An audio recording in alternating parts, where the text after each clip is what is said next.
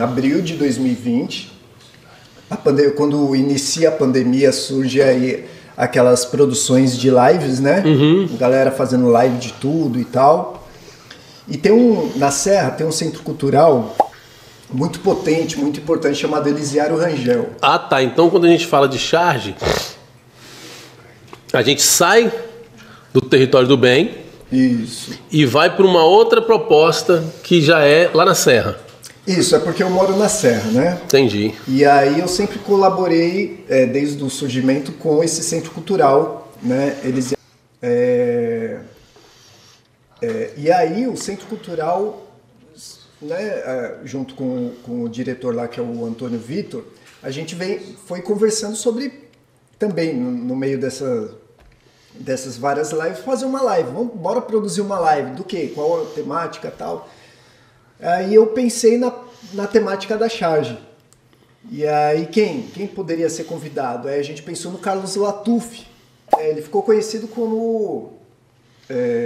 mais conhecido com aquela charge que foi destruída no Congresso por um parlamentar, um deputado coronel, não sei, Tadeu alguma coisa, no Dia da Consciência Negra.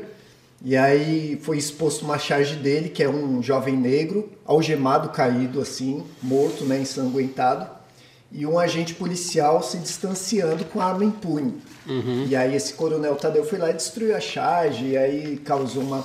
É um chargista também que tem uma repercussão mundial, porque ele retrata muito nas charges a defesa aos palestinos, né? E a gente... Ele estava nesse time aí dessa charge. Isso. Aí a gente, bora fazer então uma live com o Latuf. Mas despretensiosamente. A gente falou, bora mandar uma mensagem, mas não é certo que ele vai... Eu acho que ele não vai aceitar, não é possível que ele aceite.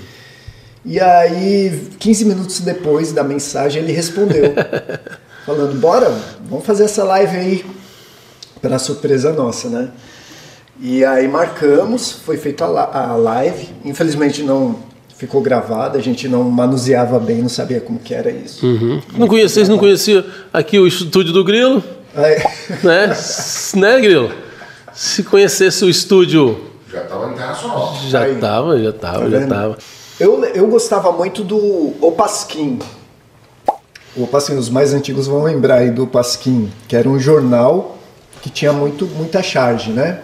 Que surgiu lá na ditadura militar, e eles elaboravam as charges e tal. Foi um jornal que também me influenciou, assim, né?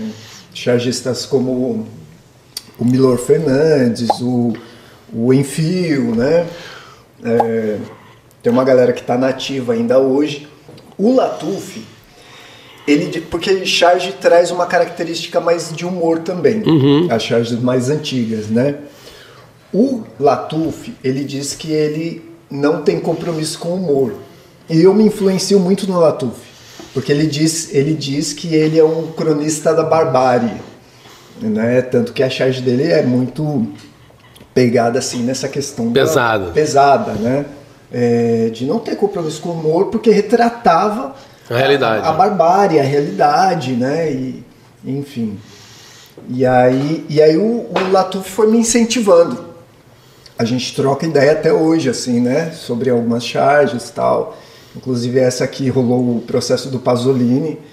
Eu conversei com ele falou assim, cara, isso vai entrar pro seu currículo de chargista. Rolou o processo? Rolou o processo. Qual que rolou o processo?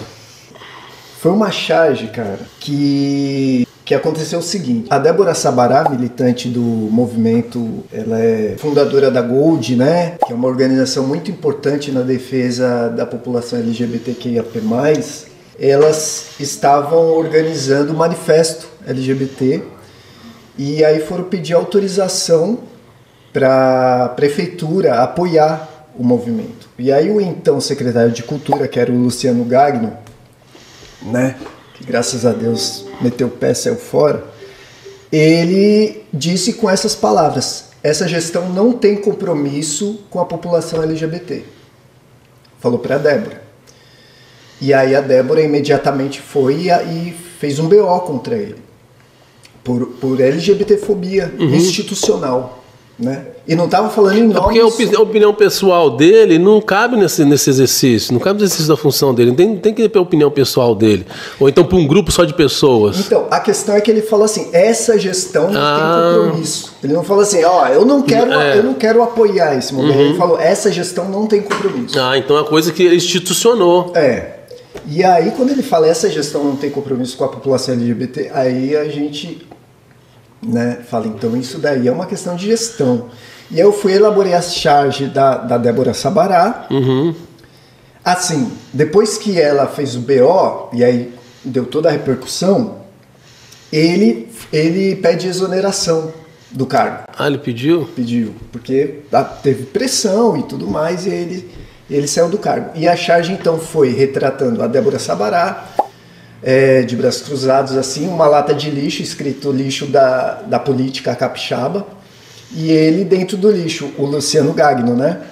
E a Débora falando assim, agora só falta o LGBT-fóbico do Pasolini e companhia. E aí ele processou por conta disso, dizendo que eu estava acusando ele de LGBT-fóbico, enfim.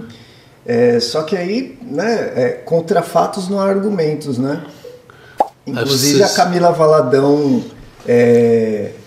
numa audiência, ela reforça isso, né? Fala que quando o poder público ele se exime da responsabilidade de apoiar um movimento, um grupo populacional, como esse, por exemplo, dizendo que não tem compromisso, isso se configura assim como LGBT-fobia institucional.